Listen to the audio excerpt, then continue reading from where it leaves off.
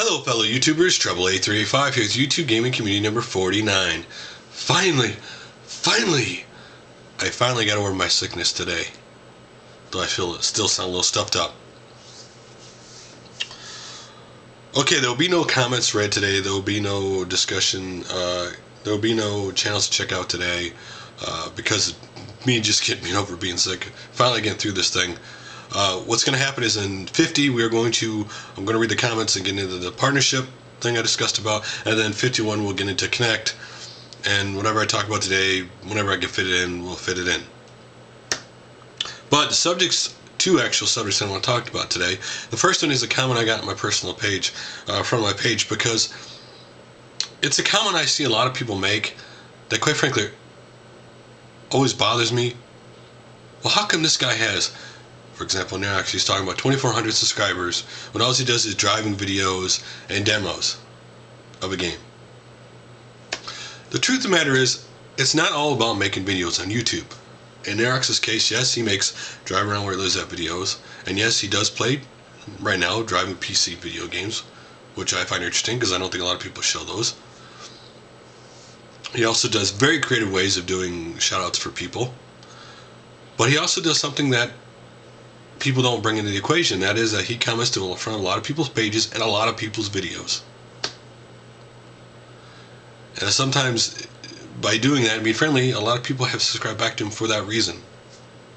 It's not all about, I always love when people say, well, my videos are better than his video, or my quality is better than that person's quality, or I should have more subs than that person, or why does that person have a partnership and I don't have a partnership? Why don't you just worry about your own channel? Who cares who got what, how many subscribers someone else got? First thing you should do with your channel, whether you're small or whether you're big, is simply make friends on your channel, comment to the people on your channel, build that little base. Those people will be the people that will tell you what to do, you're doing right and wrong with your channel. They'll stick with you thick and thin. Those people will. I always laugh because, if you're chasing subscribers or you're chasing partnership, some people do, you're never going to be happy with your channel. You're always going to be chasing that. It's never going to be good enough for you. First of all, if you're doing it for money, you're never going to be happy, because it's about the love and passion, not about money. And you're going to change what people do popular because you're trying to chase that instead of finding your own way, your own style.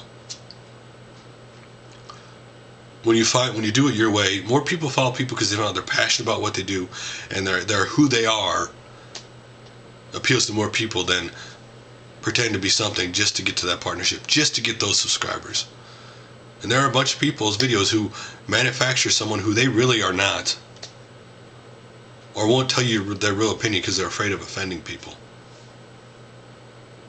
Well, that's not what this is about. I mean, and the other thing I see a lot, and I got in comments and personal messages about, I don't know what direction to take my channel. What should I do? Truth is, there is no real set roadmap for your channel. It's not like you have to plan everything out. Some people think you get a channel and you need to know what to do with your channel, when the channel is just a personal reflection of what you like at the time.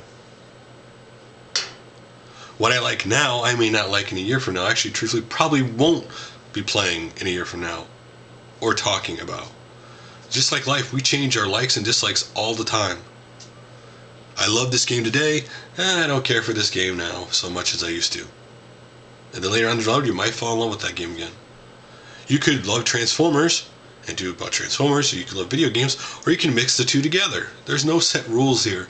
I mean, me finding the community thing was just totally a whim thing to do it, and I'm totally enjoying it, and this is my thing that I love to do. For now.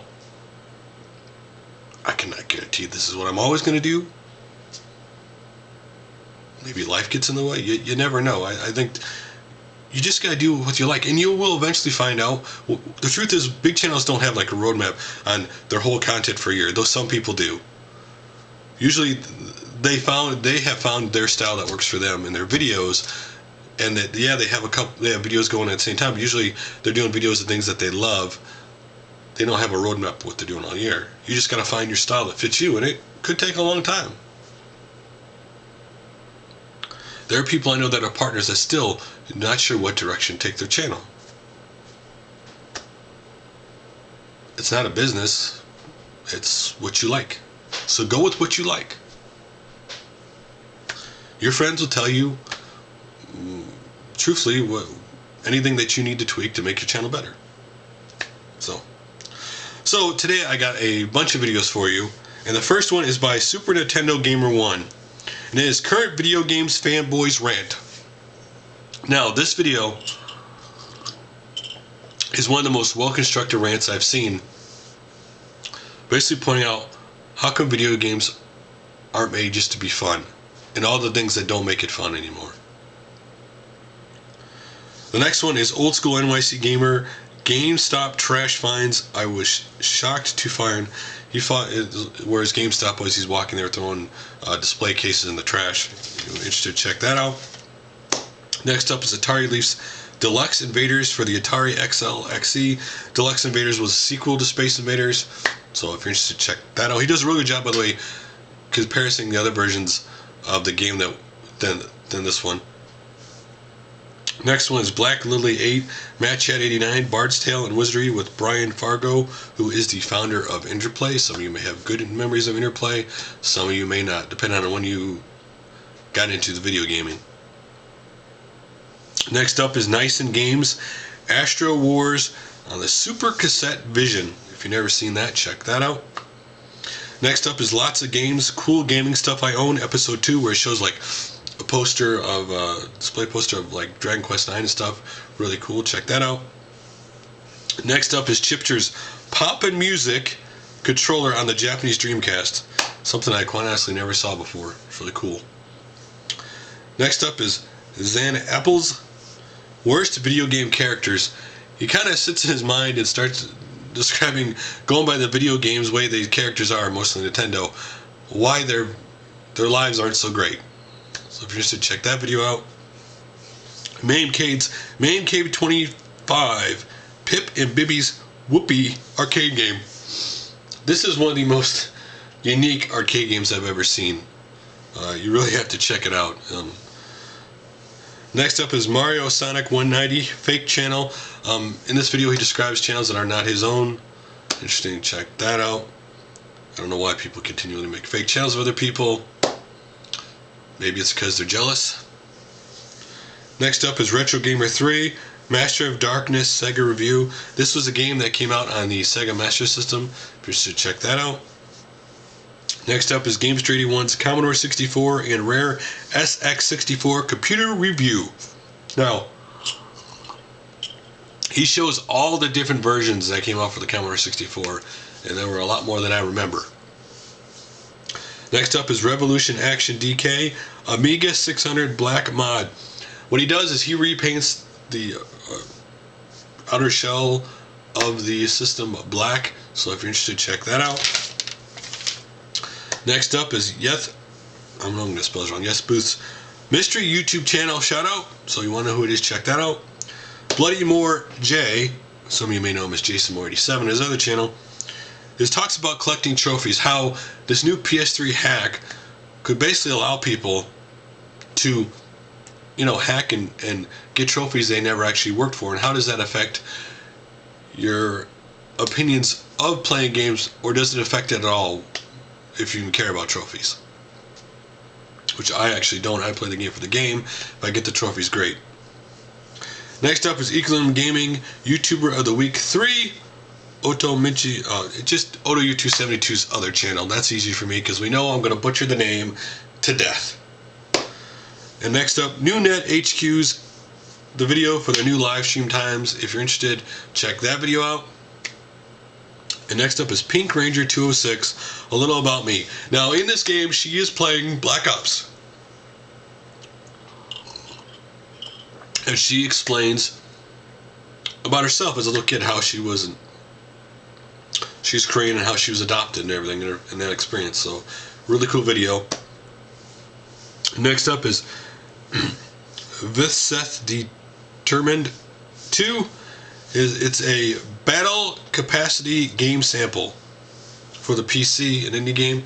It's battle capacity. It's basically I don't want to say Pokemon. You just have to see it because it is fighting with animals, certain creations. You just have to check it out.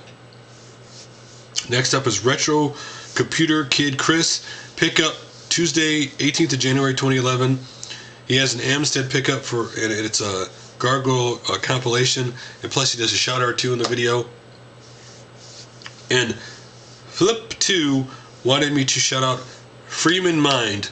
Now, if you don't know what Freeman Mind is, yes, he does do videos for Machinima. I know how some people feel about that. But he takes Half-Life,